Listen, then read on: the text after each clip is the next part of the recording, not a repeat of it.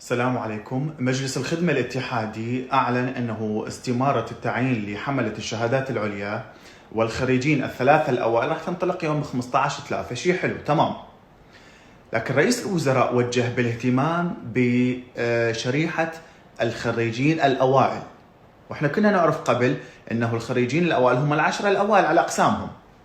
طيب، أنا أعتقد أنه فرصة كبيرة ومهمة لمجلس الخدمة الاتحادي بإعادة النظر بالخطط الموضوعة لتقسيم الدرجات الوظيفية. أعتقد من الضروري احتساب مكان للعشرة الأوائل من التسلسل 4 إلى 10. شريحة مهمة منذ سنوات تظاهر تحاول الحصول على مكان لها في مؤسسات الدولة العراقية، رغم أنه هم أوائل، هم حاصلين على علامات عالية في تخصصاتهم الأكاديمية، بالتالي هم أكيد مكسب للمؤسسات اللي راح يكونون بها.